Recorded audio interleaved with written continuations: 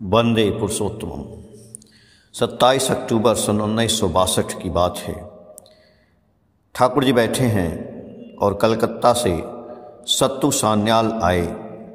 उनके साथ आए हैं ढाका यूनिवर्सिटी के इतिहास के एक प्रोफेसर, नाम है मजहरुद्दीन अहमद। वे लोग प्रणाम करके हाथ मुख धोने गए। इस समय श्री ठाकुर ने फोटादा पांडा को बुलाकर कह दिया कि समागत भद्र व्यक्ति को ऐसा आतिथ्य दिखाना चाहिए जिससे वे स्तंभित हो जाएं। थोड़ी देर के बाद वे लोग आकर बैठे। प्रोफेसर को लक्ष्य करके श्री ठाकुर बोलने लगे, ईस्ट बंगाल मेरे लिए पुण्य तीर्थ के समान है। मैं किसी भी तरह भूल नहीं सकता हूँ। वहाँ मेरी आत्मीयता की रेखा सबों में है और पहले थी भी। उनको मैं भूल नहीं सकता हूँ, वे लोग भी भूल नहीं सकते हैं। मुझे प्रतीत होता है धर्म दो नहीं होता है, खुदा दो नहीं होते हैं, इसीलिए उनका नाम खुदा है। वे लोग 5 वक्त नमाज पढ़ते हैं, हम लोग 3 वक्त नमाज पढ़ते हैं।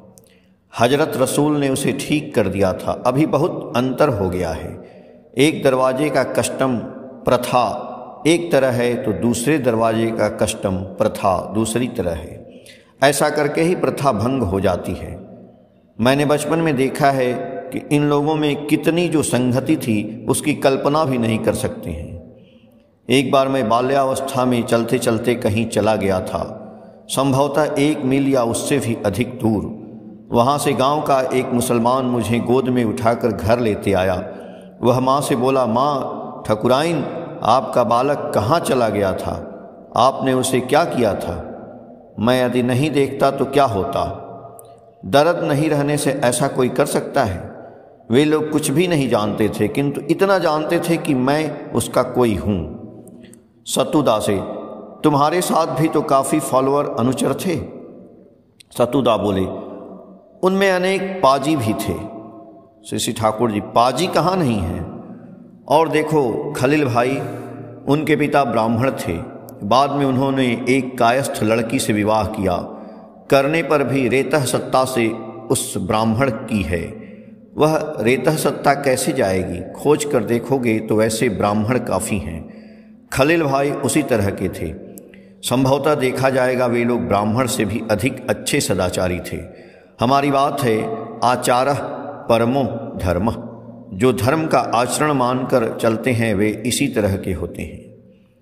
इस समय उक्त प्रोफेसर भद्र व्यक्ति कैसे ठाकुर के बारे में सुनकर यहाँ आए हैं उन्होंने सुनाया।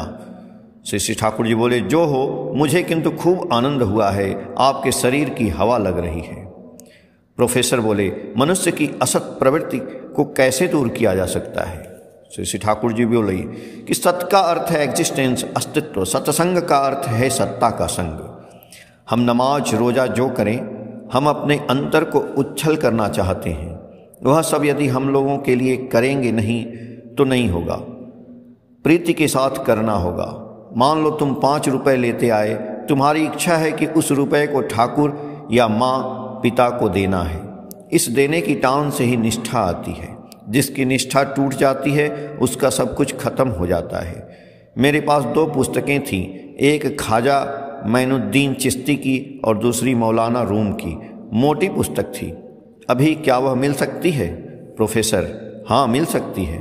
श्री ठाकुर जी बोले, अपना एग्जिस्टेंस अस्तित्व कहकर यदि कुछ नहीं रहे तो अपना रिलीजन धर्म कहकर भी कुछ नहीं रहता है।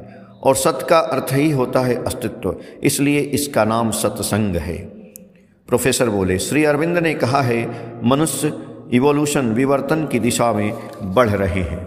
इस बात के उत्तर में कुछ न बोलकर श्री ठाकुर पूर्व प्रसंग पर ही कहते रहे। 2 चीज़ें हैं, पैशनेट कर्व और एग्जिस्टेंशियल क्रेव। प्रवृत्ति की क्षुधा और सत्ता की चाहत। सत अर्थात एग्जिस्टेंस, अस्तित्व की दिशा में जाना, और पैशनेट क्रेव प्रवृत्ति की क्षुधा है। रुपया पैसा को बढ़ाना, विवाह करना, मनुष्य पर हुकूमत करना।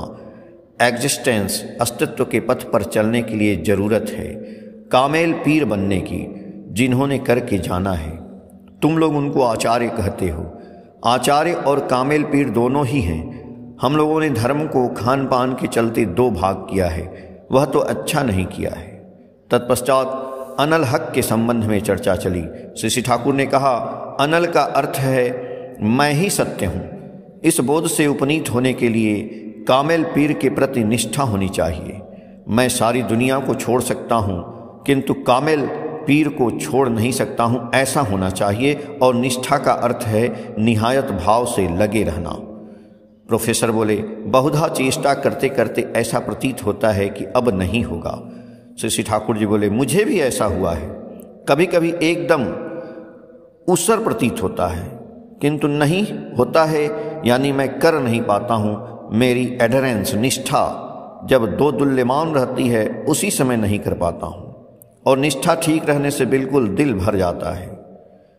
मैं यदि औरतों के पीछे पीछे 10-12 दिन लग जाऊं तो धीरे धीरे मैं कामंध हो जाऊंगा, और उन्हीं औरतों को पीछे पीछे मामा करते हुए घूमता रहूं तो चक्का घूम जाएगा, दूसरी तरह हो जाएगा। तत्पश्चात धर्म के विषय में चर्चा चली। श्री ठाकुर बोले, धर्म शब्द का अर्थ होता है धारण करना। जो करने से अपनी सत्ता को धारण कर सकते हैं, जिस तरह से करके चलने पर सत्ता विधृत होती है, उन्हीं नीति विधियों को पालन करना ही है धर्म। इसीलिए कहते हैं आचारः परमो धर्म। प्रोफेसर बोले, धर्म पथ पर कामना वासना रहती है। श्री ठाकुर बोले, किंतु जिसकी निष्ठा जितनी प्रोमिनेंट प्रधान रहती है, वह उतना राइट वे ठीक पथ से निर्धारित कर सकता है कि कब क्या करना होगा।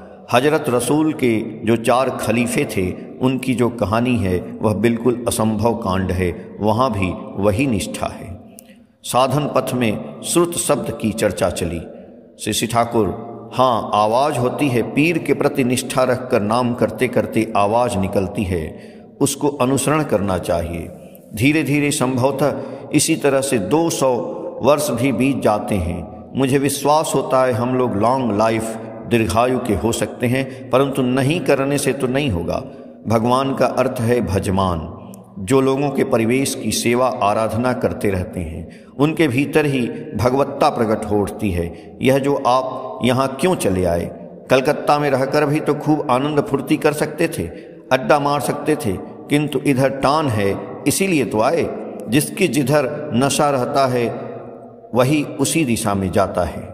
बातें करते करते रात्रि के भोग का समय होने जा रहा है। इस बार सभी प्रणाम करके उठ गए। जय गुरु। 7 मार्च 2009, पेज संख्या 8, 9, 10 से। जय गुरु।